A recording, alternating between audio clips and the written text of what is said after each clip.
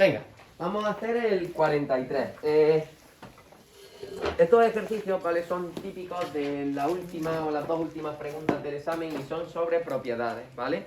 Hay que relacionar con los tipos de enlaces y las fuerzas intermoleculares y es difícil explicarlo todo bien. Explicarlo es relativamente sencillo, pero que no se nos escape algún detalle es complicado, ¿vale? Entonces, dice en el 43, lo leo.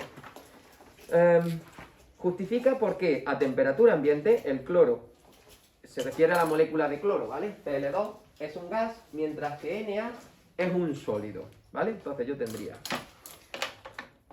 esto es cloro, voy a quitar todo esto de medio, esto afuera, y esto es NaCl. El cloruro de sodio es un sólido a temperatura ambiente, eso lo deberíamos de saber porque la sal está en casa, ¿no? Y el cloro, no os confundáis con el cloro de las piscinas, porque el cloro de las pastillas de las piscinas, eso va mezclado con un montón de cosas de aglutinantes para que al final forme una pastilla y puedas cogerla con la mano. Pero cuando tú destapas ese cubo, esa cubeta en la que estás, sí que te pega una bofetada el olor a cloro muy fuerte, ¿no? Entonces, cuando nosotros tenemos cloro, una molécula de cloro, y ese cloro está unido a otro cloro, ya sea en estado líquido o en estado sólido, lo que tenemos son dos moléculas de cloro unidas así, entre sí, ¿vale? 2 o 4 o 6, las que sean. En cambio, cuando tenemos cloruro de sodio son miles de átomos de miles de iones de sodio o miles de iones de cloro, ¿de acuerdo? Unidas entre sí, mediante el tipo de enlace que ahora tenemos que decir y en función de eso justificarlo. Entonces, empiezo por aquí, porque es más fácil. El NaCl, ¿qué tipo de enlace forma al cloruro de sodio? Iónico. Enlace iónico. ¿Es suficiente decir que el enlace es iónico? No, tenemos que decir el por qué. Porque se une un elemento metálico con un elemento no metálico. Elementos entre los que existe gran diferencia de electronegatividad, ¿no? Metal más no metal. Gran, alta diferencia de electronegatividad. Ahí va a haber muchos iones sodio y muchos iones cloro formando el cristal, la red iónica, ¿no? Vale. En el cloro, ¿qué tipo de enlace tengo entre cada cloro? Entre átomo de cloro y átomo de cloro para formar Cl2. Dipolo. No. Vale. Entre un átomo y el otro. Covalente. Covalente. Es una molécula covalente, ¿no? Entonces...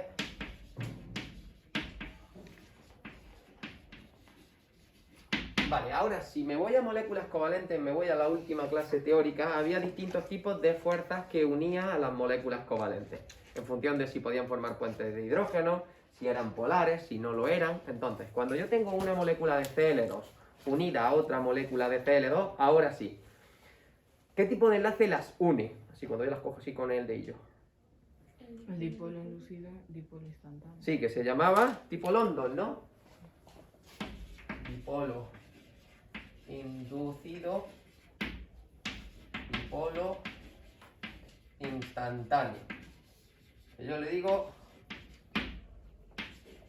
tipo London, que era la más fuerte, la menos intensa de todas, La más débil. era la más débil de todas, ¿no? Vale. Entonces, cuando yo tengo un cristal, una red iónica, tengo millones de iones unidos entre sí mediante el enlace iónico, que por cierto, ¿el enlace iónico es un enlace fuerte o débil? Fuerte. Fuerte. Este enlace es fuerte. Entonces, para fundir, para pasar este sólido a líquido, sería fundirlo, tendría yo que romper muchos enlaces o pocos enlaces. Muchos enlaces y además muy fuertes. Entonces, ¿eso me costaría gran cantidad de energía o poca cantidad de energía? Muchas. ¿Pensáis que con la temperatura ambiente, con los 20 o 18 grados que tengamos aquí o lo que sea, creéis que es suficiente como para poder romper todos estos enlaces que tenemos aquí uniendo los iones? No. Por eso esto es un sólido a temperatura ambiente. Tenemos que llegar hasta unos 800, creo recordar, ¿vale? 800 grados centígrados. En cambio, las moléculas de cloro, que están unidas entre sí mediante interacciones tipo London. Voy a dibujar dos cloros.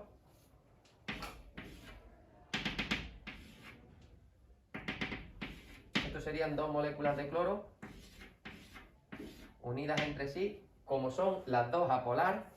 ¿Dónde lo pongo aquí? Apolar más apolar.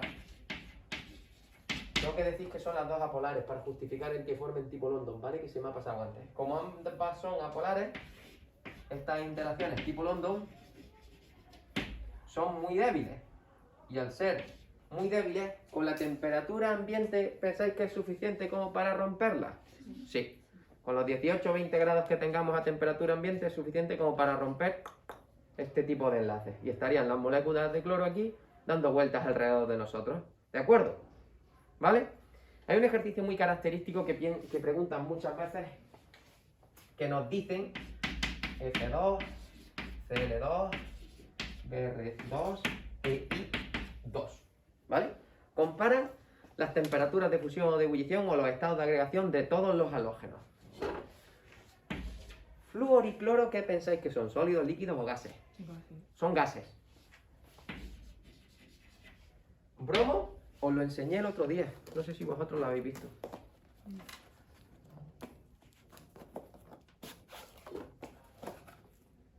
Esto está aquí guardado desde el año catapum.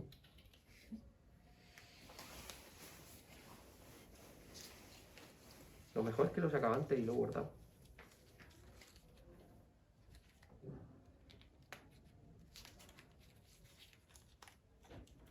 Acá. Vale. El bromo, ¿lo veis? Está guardado en una ampolla de color marrón para protegerlo de la radiación solar. ¿Veis? Es líquido, ¿no? Vale, el bromo es líquido. Luego lo guardo. Y el yodo también lo visteis el otro día, ¿verdad? Que lo saqué con la cucharilla. ¿Cómo era? Sólido. Vale. ¿Por qué estos dos son gases, esos son líquidos y esos son sólidos? A pesar de que todas son moléculas apolares, ¿verdad? Porque todas son moléculas apolares, son primas hermanas, además todas con enlaces sencillos. ¿Por qué? ¿Por qué este hecho? Por el radio. El tamaño de los átomos hace que esta molécula es más grande que esa, que a su vez es más grande que estas dos, ¿no? Entonces, al ser moléculas más grandes, se establecen mayor número de interacciones, siempre las mismas, siempre interacciones tipo London. Y eso provoca que las temperaturas de fusión y de ebullición de este sean más grandes que la de ese y que la de eso. ¿De acuerdo? Por el tamaño de las moléculas. ¿Vale? Eso le preguntan también muchas veces. ¿De acuerdo? Bueno. Con eso, finiquito el 43. Es muy rápido, ¿vale? Es un ejercicio relativamente sencillo. Vamos a por el 41 que tiene más migas. También es típico para este tema, ¿vale?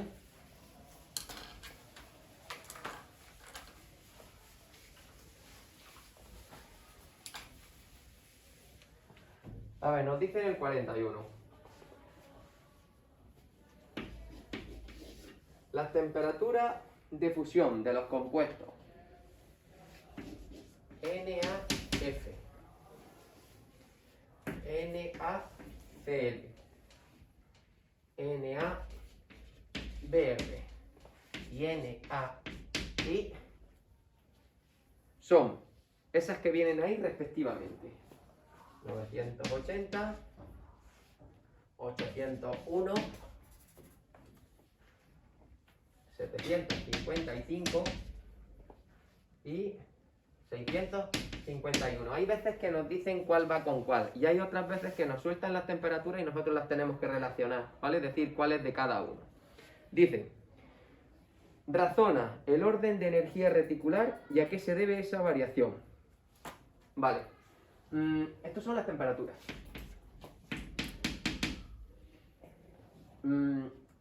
¿Qué relación existía entre la temperatura de fusión o de ebullición? Me da igual. De estas sustancias que son... ¿De qué tipo son estos enlaces? Son iónicos. ¿Qué relación existía entre la energía reticular y la temperatura de fusión? Os recuerdo. La valencia.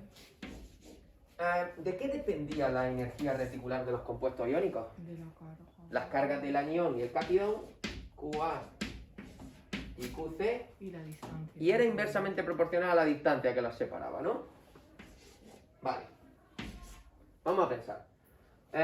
Cuanto mayor sea la U, cuanto mayor sea la energía reticular, ¿qué pensáis de la fortaleza del enlace? ¿Que va a ser más fuerte o que va a ser menos fuerte? No. Más fuerte. Cuanto mayor sea la energía reticular, los iones están unidos más fuertemente. Y entonces, ¿cómo será la temperatura de fusión? Es decir, la energía que yo tengo que darle para romper los enlaces. Más elevado. Será mayor, ¿no? ¿Sí o no?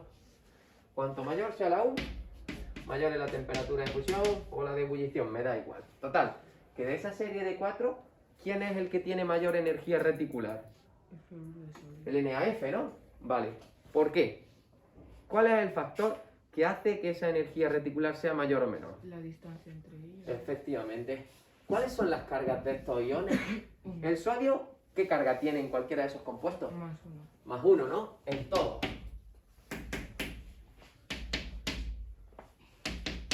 ¿Y qué carga tienen esos halógenos? Flúor, cloro, bromo. ¿Cuál era su valencia más pequeña? Menos uno. Menos uno, ¿no? Es decir, ¿puedo comparar la energía de estos compuestos, de estas sustancias iónicas en función de las cargas? No. No. La carga ahí no tiene ningún tipo de importancia porque para todos es igual, ¿no? ¿Qué es lo que determina que la energía reticular sea más grande o más pequeña, su temperatura de fusión sea más grande o más pequeña? La distancia. Vamos a ver. Pensad. Cuando esa distancia, esa es la distancia entre los átomos, ¿vale? Entre los iones, mejor dicho. Vamos a pensar un poquito. Si la distancia es pequeña, este denominador, ¿cómo sería? Pequeño, ¿no? Y si el denominador es pequeño, como la U, Aumenta. grande, ¿no? Porque la energía reticular es inversamente proporcional a la distancia. Entonces, ¿cómo me decís que va a ser la distancia de este, o sea, entre esos iones comparada con este, por ejemplo? Mucho más cercano. Claro. El flúor estaba arriba del todo, ¿no? Y a la derecha del todo. Eso implicaba que el flúor era pequeñito comparado con el bromo o con el yodo, ¿no?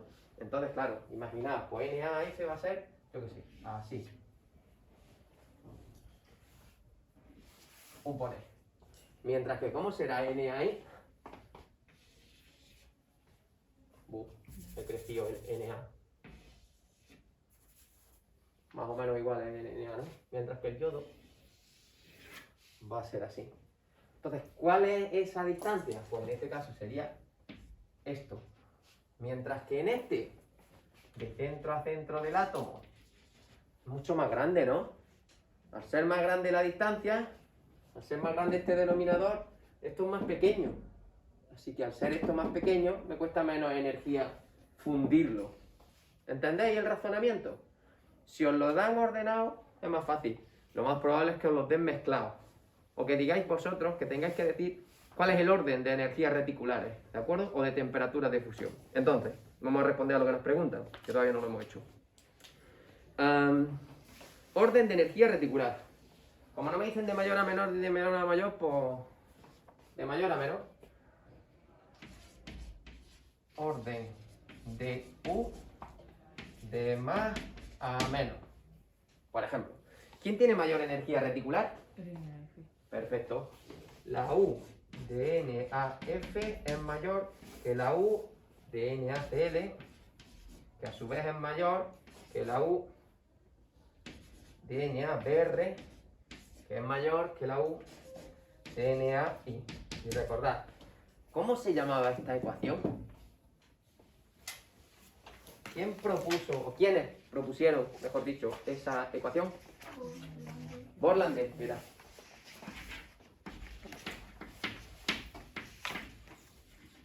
Si nos cayese, porque a alguien le cae, recordad, poner, según la ecuación de Borlandés, no es necesario saberse la ecuación entera, pero simplemente con que recordáis que es directamente proporcional a las cargas, al producto de las cargas se dice, e inversamente proporcional a las distancias, tenemos bastante, ¿entendido? Vale, pero entonces si tú lo pones esto en el examen, solo habría que plantearte esa ecuación y ya. puedes Y razonarlo, lo razonas todo, lo Bueno, escribes, sí, lo pero- redactas, sí, y ya está, ya lo tienes, ¿vale?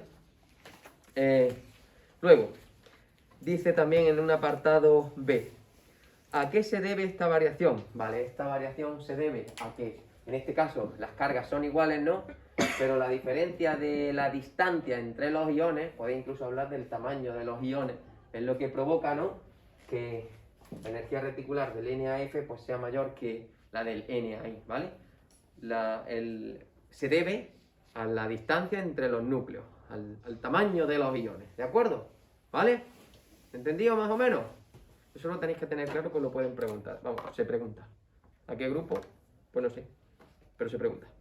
Vale. Con eso nos cargamos el 43 y el 41. Me da tiempo uno más, porque estos son muy rápidos. 32. Este también es de la misma temática, de las propiedades de los enlaces, ¿vale?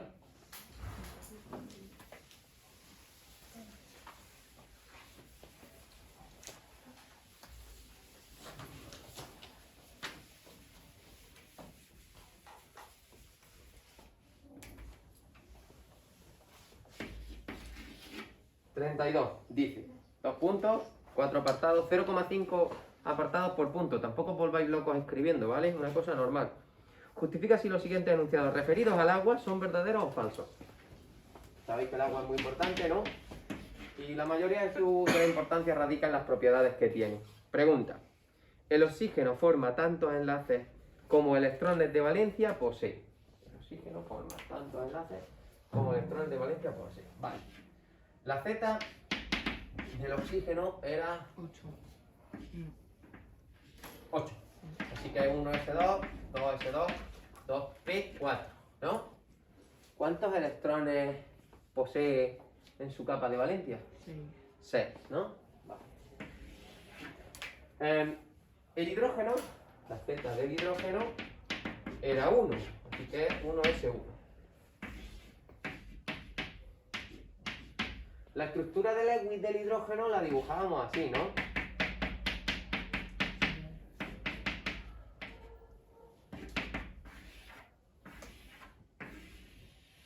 Era así, ¿verdad? Pero, así como yo le he pintado, podemos pensar que la molécula podría ser lineal. ¿Es lineal? Porque yo la estructura del Lewis la puedo poner así.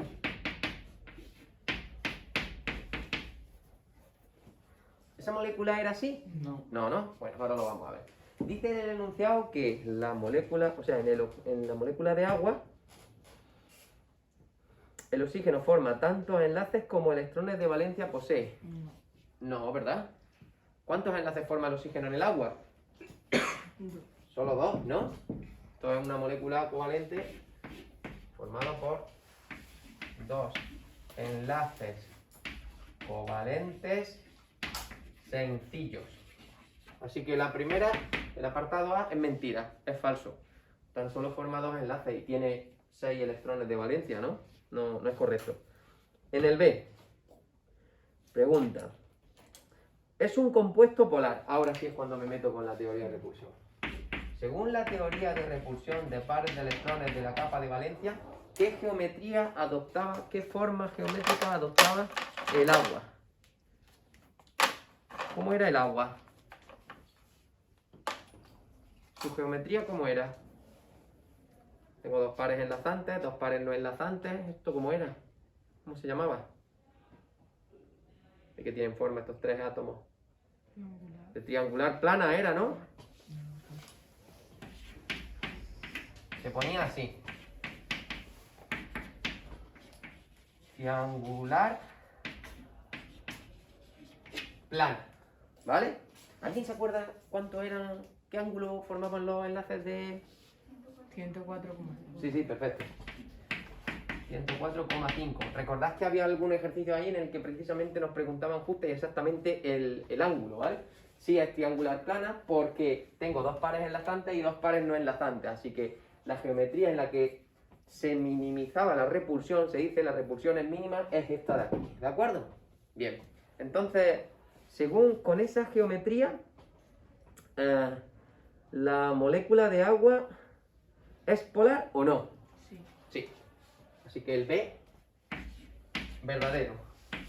Sí es polar. ¿Qué 2 condiciones tenían que cumplirse para que una molécula fuese polar? Había 2. La primera, ¿cuál era? Que no fuera simétrico. Que sea asimétrica, esta lo es, ¿no? Porque si la divido por aquí, izquierda y derecha son iguales, pero dividida por aquí, arriba y abajo no es lo mismo, ¿no? Así que es asimétrica.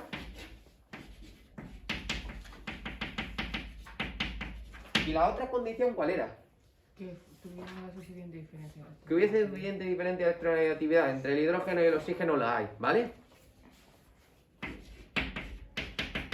Suficiente diferencia de electronegatividad.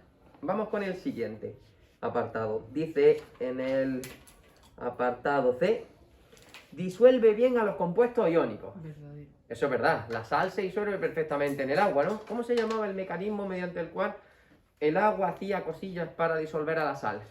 Solatación. Eso.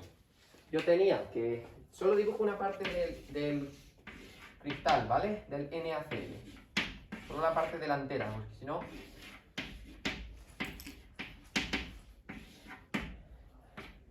El agua se orientaba por uno de sus polos, ya fuese negativo o positivo, en función del ion al que fuese a atraer.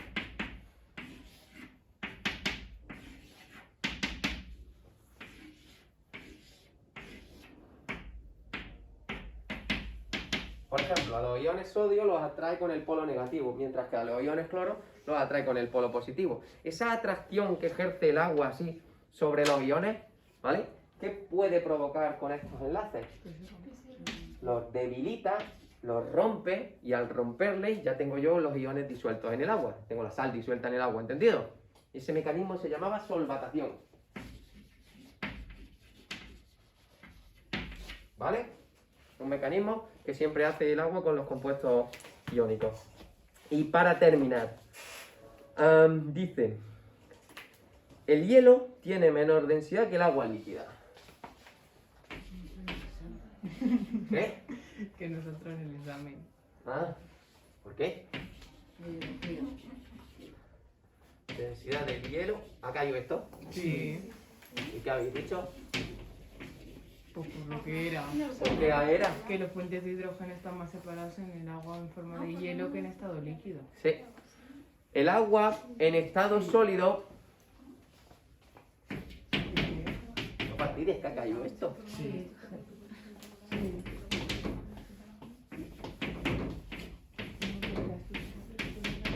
Estrictamente hablando, no. A ver, me habéis dicho que tiene el agua. ¿Cómo habéis dicho? Que el agua tiene los puentes de hidrógeno más separados. Sí. Estrictamente hablando es que hay más puentes de hidrógeno.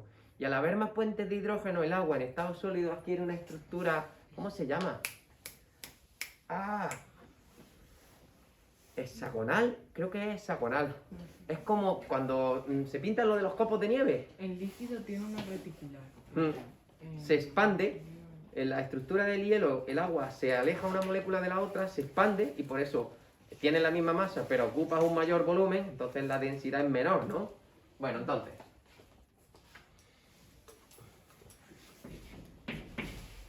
No, espérate. No sé cómo parece. Bueno. Imaginaos que esto sería agua líquida. Entre ese hidrógeno y ese par de ahí, se establece una interacción débil que era, bueno, una interacción débil comparado con los enlaces covalentes, claro, era una interacción intermolecular. ¿Cómo se llama ese tipo de enlace? Puentes de hidrógeno. Vale, se llama puente de hidrógeno porque tengo un hidrógeno que hace de puente entre dos moléculas, en sentido. Vale, ¿por qué se pueden formar ahí puentes de hidrógeno y no se pueden formar puentes de hidrógeno? Con la de Cl2, por ejemplo. Tengo hidrógeno y además el hidrógeno tiene que estar unido ¿a qué? Un compuesto con suficiente Átomo. A un átomo muy pequeño y muy electronegativo, como era el caso del oxígeno. Aparte del oxígeno, ¿qué más podía formar puente de hidrógeno? El flúor y el nitrógeno. Acordaros, de FON o NOF, me da igual. Flúor, oxígeno, nitrógeno, nitrógeno, oxígeno, flúor, ¿vale? Acordaros de esas siglas. O FON o NOF, lo que más coraje os dé. Vale, si tengo agua en estado líquido, tengo esto.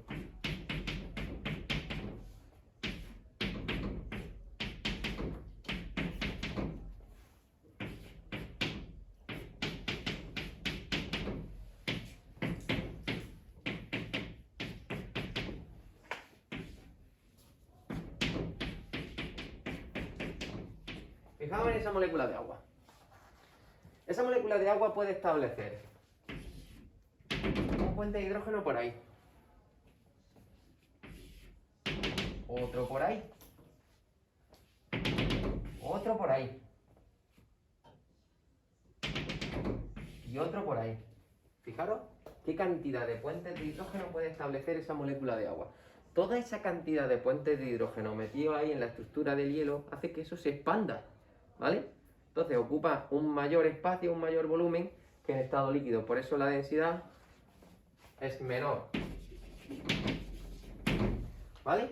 Y eso es precisamente gracias a eso, pues cuando un lago se congela, la parte superior está completamente helada, pero los pobres pececillos pueden seguir por abajo viviendo. ¿Era justo eso? Sí. Era justo eso, ¿vale? Pues bueno, con eso ya está.